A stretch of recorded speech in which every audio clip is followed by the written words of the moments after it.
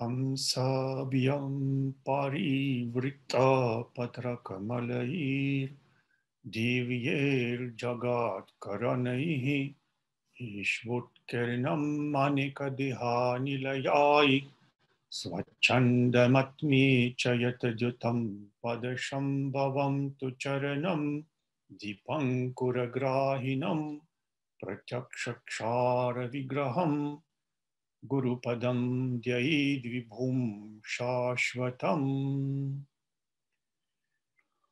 Lately, I have been asked the question, what ideology or worldview can I offer us an alternative to the madness that is being promoted all over the world right now? I don't have to think long about it because I have followed it since I was initiated into the tradition. This is the principles of samarasya, or combination of all tests of life in one, which is harmony. But speaking of harmony, we cannot ignore disharmony, ignorance, and madness. For example, disharmony, like when you are told that everyone is obliged to move into electronic world, cutting off their connection with the real life. It's like not being able to consume food with different tests, when according to Ayurveda, we should absorb all 6 tests. However, if you are forced to consume, for example, only sweets, this is an exaggerated situation. You will most likely develop diabetes as a result. This is not because sweet is bad.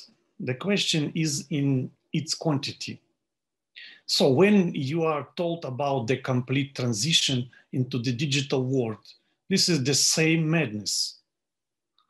The problem is not that we don't need the internet, but in its overeating.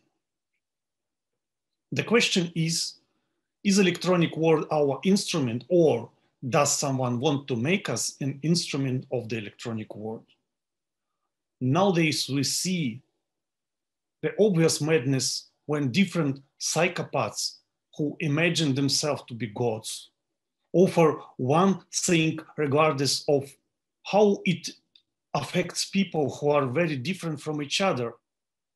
This is done by corporations, including spiritual ones. For example, you will not find styles of yoga in ancient texts. The styles were invented by corporations for sale. One may come up with a style of yoga where the practice begins with inverted postures. Maybe this style will be suit someone, but this style will be dangerous for a person with high blood pressure. This is especially dangerous when such teachers say that everyone has to follow this style.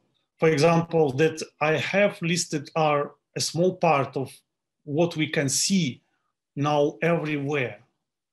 This is the opposite of samarasya. Samarasya implies a sense of tact, when everything is in moderation, when we turn on a lively mind in order to understand each individual situation, what is relevant in it and what is not. Thus, one becomes awakened. And an awakened person is responsible for both his condition and for the condition of others whom he helps. This is the ideology of common sense that I purpose for my part. This is precisely the yogic conception of the world, because yoga, first of all, is a darshana, or worldview. Improving your worldview makes you a demand for this world. This is the worldview of a yogi based on the principle of samarasya, harmonious unity of all tests of life.